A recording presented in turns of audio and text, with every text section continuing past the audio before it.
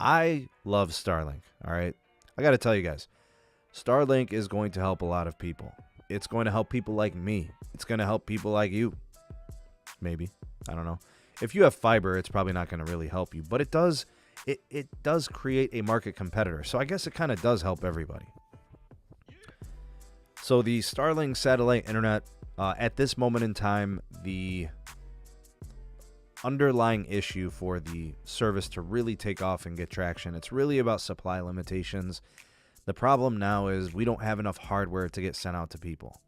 So myself, as well as others in the SMT Nation, are looking for a home internet option that is reliable, more reliable than what they currently have and are offered.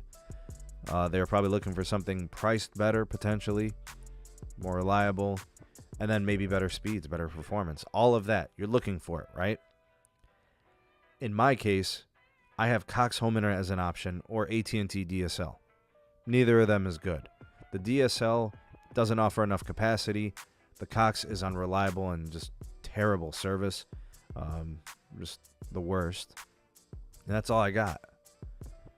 What the StarLink could do for me is give me a viable option.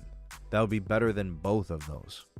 Now, once you get fiber available to you, then it's a totally different ballgame. The fiber is always going to be better than StarLink. It's just like, it's going to be very unlikely that anybody's options, will always be StarLink better than fiber. That's just not going to happen. So at this point, the production of the hardware has been the problem. It's been pretty tough trying to get one. It's been tough sledding. So that's really the hard part. The demand is really high and the production hasn't really hit stride. So as of right now, the current rate of production, we got some information from the CFO and the CEO of StarLink, and they're producing about 5,000 dishes per week. All right, so if you do the math on 5,000 dishes per week, there's no wonder why there's a delay in the service getting to certain people in certain places. So the expansion of the coverage and the service is one thing. The other thing is actually getting hardware that they can ship to you. All right, so there's another thing that's going on. Good news, though, and I'm glad to be able to offer you this update. The manufacturing rate is about to pick up in pace. So this is where things are going to start to make a tangible difference, where it's going to be available to more people. The boosts are coming later this year. So in 2021, so they're basically saying October, November-ish, I'm guessing, because they said Q4, that we're going to start to see more of the units going out, getting shipped, and they're saying that it's going to be multiples higher in supply. So later this fall, which is what they said, the new dish line will be filling the back order. So they are anticipating filling all the demand, getting them sent out for everybody that wants one by picking up pace of production. So they're going to meet all the back order demand, and then they're going to start to fulfill current orders. And I think this is a couple of things here. I think it's the fact that they are getting through the supply chain issues, and I think also it's the fact that I think they're hitting stride in meeting the service demands. So the one thing was the capacity. We got to get more satellites up there. Then the next thing was getting the satellite dishes for people to use, the home terminals and such. And now those things are starting to come together. The CFO disclosed a newer low-cost unit is coming as well. So that's on the way. And that's pretty cool because, I don't know about you guys, but one of the things that kept me from trying StarLink from the rip and putting in my pre-order was the fact that the hardware was going to cost me $500. I know it's more like a deposit, and then you'd probably have the service long-term anyways, and you could always return it and get your money back. But it's just hard to put $500 up front and then pay $99 a month for the service. So they're probably going to be getting more business once the manufacturing cost for the dishes goes down. So this is awesome. They're talking about they got 600,000 pre-orders right now, and they're doing 5,000 weekly at this point. That means it was probably going to take them 2 years to fulfill the orders that are on back order. So they've got to pick up the pace, and they're going to do that. You got the chip shortage, you got the supply chain concerns, the bill of materials for that, what they're charging $500 for. I mean, that's got to come down. It's just unattractive to people. They're not going to be willing to try the service to kind of come up front and pay $500. I mean, this thing is probably super expensive, way more than the $500 to manufacture. In fact, they disclosed that the first satellite dishes, the first waves that went out to customers, apparently those first dishes costed $3,000 to build and assemble and manufacture. The second wave of dishes costed $1,500. The current ones that are getting shipped right now cost $1,300 to manufacture. So the cost has been decreasing over time, but it's just too expensive.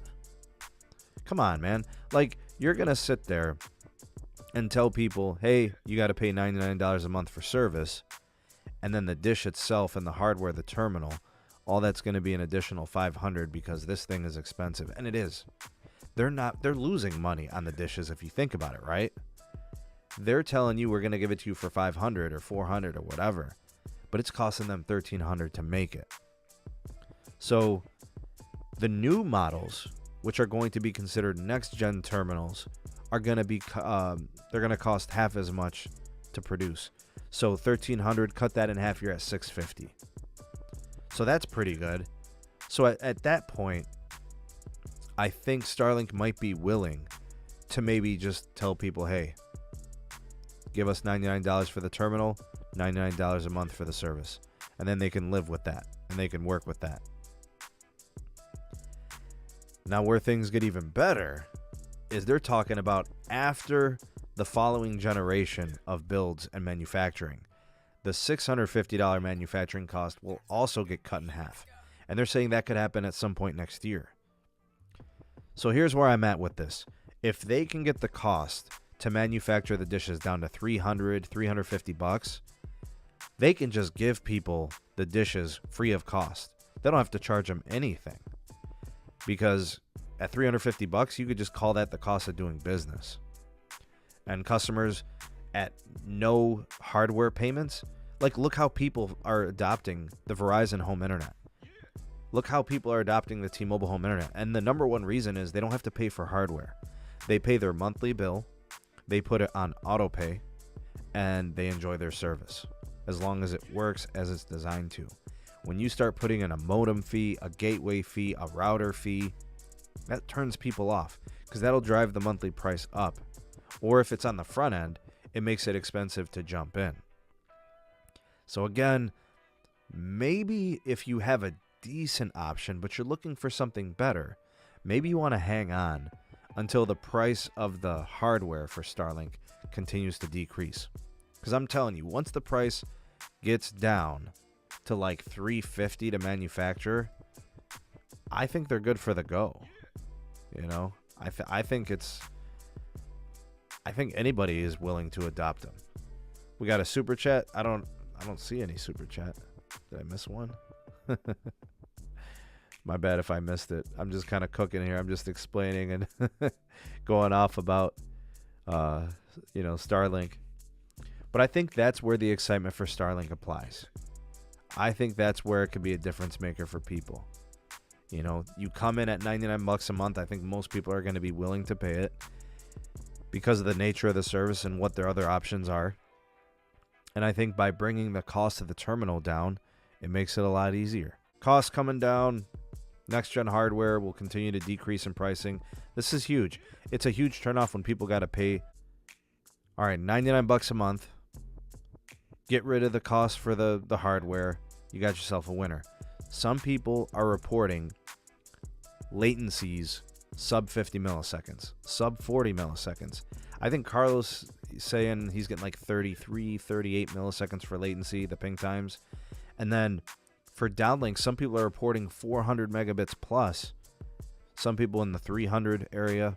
Most people are getting over 100 megabits per second, 150, 200. And then for the uplink, a lot of people are showing speed tests of like 40, 50 megs, sometimes 60, 70 megs. That's really good. That's better than what Cox is offering me here. That's better than DSL. It's better than HughesNet, Viasat, all of that stuff. It's a winner. So if you are in rural America, if you are in the hills, in the mountainous regions of the world, this, and I'm international, is not just the US. They're going to be serving everywhere. You're sick of HughesNet, you're sick of Viasat, you're sick of DSL. This is a legit option for some people. Very, very cool. I think it's a go. Once they get that pricing down, once they get the manufacturing, the bill of materials on that satellite, the terminal, the hardware. And by the way, they're still working on some stuff. They're looking to go mobile too. So they're going to be putting, you can get StarLink hardware, docked and attached to planes and, getting on boats and RVs, mobile homes, maybe on livery vehicles, party buses, limos. I mean, you know what I'm saying? Like, sky's the limit, Yeah, and here's John saying, I'm sick of Spectrum, and I'm sick of Cox Communications. It's trash. I'm sure there's people out there. Type a 1 if you're sick of your DSL. Type a 1 if you're sick of your current provider. Type a 1 if you're sick of HughesNet, Viasat, Satellite. Like these old satellite companies that have like 1,000 millisecond ping, right? And got a ton of jitter. Downlink speeds like 25 megabits the most. You can barely run a TV on it, right? You can barely watch a 1080p video on it. You got 100 gigs a month. That's all they give you. You're sick of capped. Type a 1 if that's you. You are sick of what you got.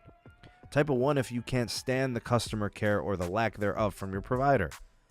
Type a 1 if you hate the lack of reliability from your provider. Performance is too inconsistent. You got buffering video. You got failed uploads. You got horrible Zoom call performance. Telling you. Jay's sick of everything. What's up, Brad? And who doesn't want another competitor to succeed? And this is why I commend Carlos for this. Carlos has he's got all types of home internet options. He's got Verizon 5G Home as an option. He's got fiber as an option from 2 different companies. He's got the StarLink. He could run Los Mobile. He could do fixed wireless, everything. T-Mobile home internet. He's got it all. And he says his primary and what he enjoys is the StarLink.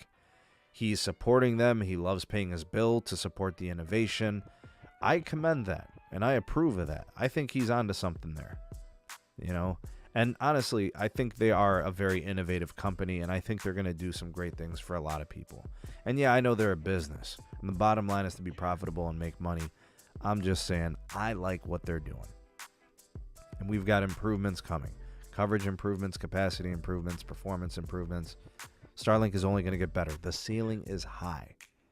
And who knows, maybe someday there comes a point where they are doing something in cellular, for text fallback or call fallback or something like that. That would be very cool. Hotspots and whatever else.